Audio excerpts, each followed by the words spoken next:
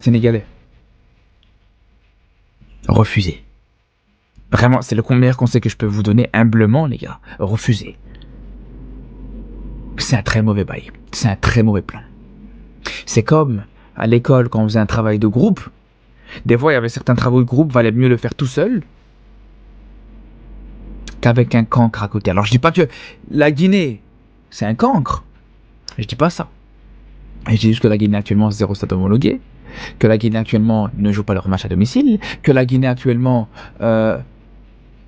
pourrait plus être un boulet à cette candidature plus que l'inverse. Et je suis persuadé que le Sénégal, tout seul, pourrait faire mieux qu'avec... Nos sorties et nos prises de position sur la toile dépendent de certains intérêts. Journalistes, créateurs de contenu et autres communicants, on le sait bien, vivent dans la poche d'un individu ou d'un groupe d'individus. Il y a beaucoup de communicateurs, de journalistes, de créateurs de contenu, de vlogueurs, de lanceurs d'alerte qui ont sacrifié leur conscience à l'autel du matériel. Ils ont oublié la mission première qui était la leur. Informer, former, éduquer, cultiver, éclairer, lever les équivoques par rapport à certains sujets et réguler l'information dans la société entière. Ils se sont jetés dans la boue en véhiculant des messages venimeux. Hier, c'était le Mali. Après, c'était un autre pays, d'autres pays, je me souviens. Aujourd'hui, c'est autour de la Guinée et du Sénégal. Et surtout quand il s'agit du football. Est-ce que cela est à tête chercheuse? Parce qu'on sait bien, cette polémique est née après la Coupe d'Afrique des Nations 2025 au Maroc. C'est en ce moment que certains Marocains ont pris pour mission de ternir l'image du continent africain, en montant parfois des informations qui ne valent pas la peine. On va se poser la question, pourquoi dénigrer autant le continent africain? Pourquoi? Il y a quel mal à ce qu'un pays puisse co-organiser une compétition avec un autre? Et on sait bien les avantages qu'un pays peut avoir en organisant une compétition comme la Coupe d'Afrique des Nations. On sait bien les avantages. Après la Coupe d'Afrique des Nations 2025, on a vu des Marocains vanter leurs hôtels, vanter leurs stades, vanter leurs routes. Pourquoi refuser ça à notre pays africain? En allant monter une information autant belliqueuse, où tu peux te lever et dire, si j'étais, je ne les conseillerais pas. La Guinée n'est pas un pays africain. La Guinée ne mérite pas aussi organiser une compétition africaine. Qu'est-ce qui manque à la Guinée? Qu'est-ce qui manque à la Guinée? C'est un moyen via lequel ce pays peut bénéficier de certaines infrastructures, peut bénéficier de certaines faveurs. On sait que quand un pays prend l'organisation d'une compétition, il y a certaines infrastructures qui sont construites et qui bénéficient à la population, à savoir peut-être les routes, les hôtels, les hôpitaux et autres, les marchés. Donc, s'il y a cette possibilité pour la Guinée de se construire sur la base d'une compétition, pourquoi venir dire si j'étais le Sénégal? Le Sénégal est frontalier à la Guinée. Le Sénégal est un pays frère à la Guinée. Le Sénégal partage une très belle histoire avec la Guinée, comme les Guinéens partagent une très belle histoire avec le peuple sénégalais. Donc, se lever et pondre une telle sortie, ça n'honore pas un bon créateur de contenu. Ça n'honore pas un créateur de contenu qui se respecte. Cette on sait bien, vous avez décidé de travailler pour des officines. Vous avez décidé de faire du sale boulot sur la toile, on le sait, mais pas jusqu'à ce niveau. Pas jusqu'à ce niveau. Pas parce qu'on se dit que bon, je suis derrière ma caméra et rien ne peut m'arriver. Mais ce sont des gens qui vous suivent. Et je me souviens quand tu avais fait ta sortie sur le Mali, il y a eu beaucoup qui ont signalé ton compte TikTok. Tu t'es insurgé. Il y a eu des lives où les gens sont venus te menacer en direct. Tu as commencé à te plaindre, à traiter les autres de méchants. Mais continuer à faire de telles sorties aujourd'hui, c'est pour amener encore, susciter encore l'intérêt des Guinéens.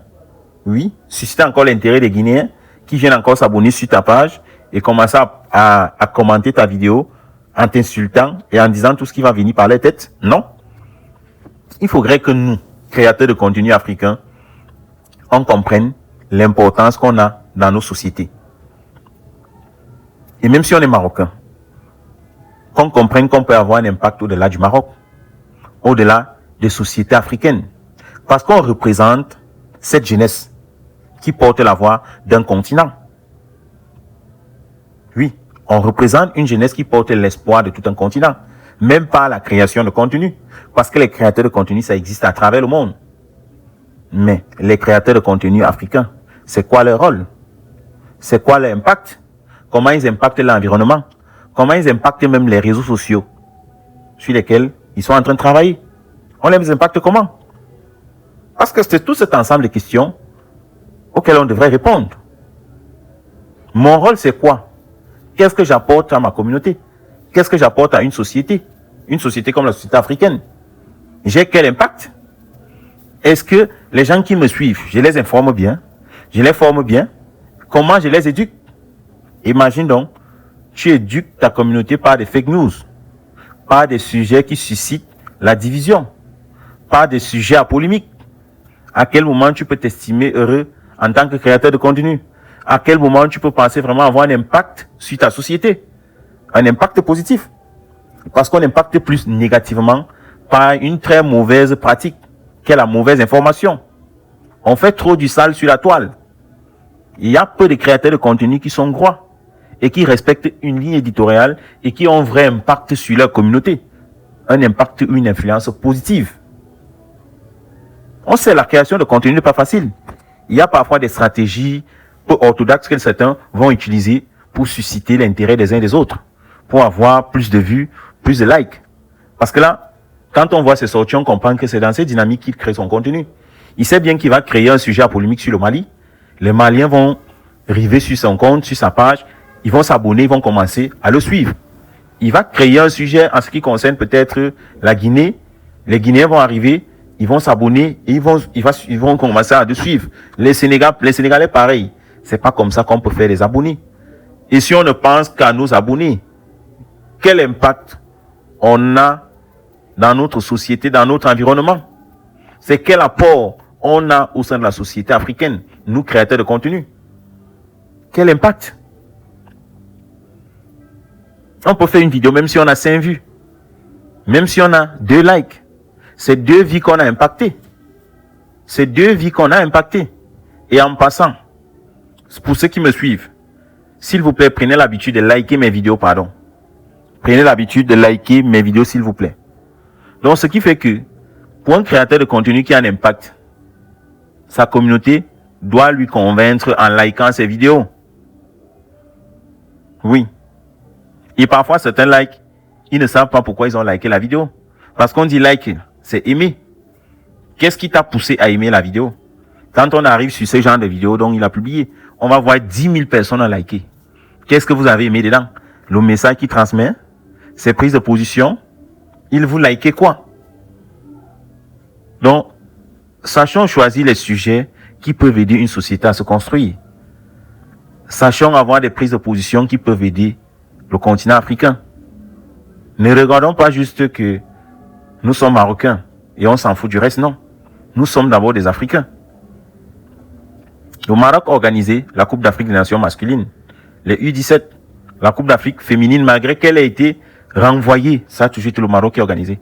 Personne n'a polémiqué autour. Personne ne s'est posé la question pourquoi le Maroc peut organiser 3 Coupes d'Afrique des Nations. Il y a d'autres même qui ont dit que non, il n'y a pas un autre pays qui peut vraiment prendre l'organisation d'une Coupe d'Afrique des Nations en dehors du Maroc. Voilà la Coupe du Monde qui vient en 2032, je crois. Le Maroc va toujours co-organiser ça avec d'autres pays comme l'Espagne. On nous a dit qu'il y aura plus de, soit c'est 4 organisateurs maintenant ou 5 ou 6. En Amérique du Sud, on nous a dit qu'il y aura l'Uruguay, le Paraguay. À quel moment on s'est posé la question pourquoi le Maroc peut organiser une Coupe d'Afrique avec autant d'autres pays organisateurs? Vous voudriez mieux qu'ils laissent l'organisation peut-être à l'Espagne et autres? Non. Ce sont des sujets qui ne servent à rien. Parce qu'on sait bien que, au-delà d'une compétition, ça a un apport économique. Ça a un impact en termes de développement dans nos pays. Donc, refuser l'organisation d'une Coupe d'Afrique à un pays africain, c'est méchant. C'est refuser le développement de ce pays-là. C'est refuser la construction de ce pays. Peut-être que nous autres, on a juste une conception liée à un jeu. Mais il y a d'autres enjeux dans l'organisation d'une compétition.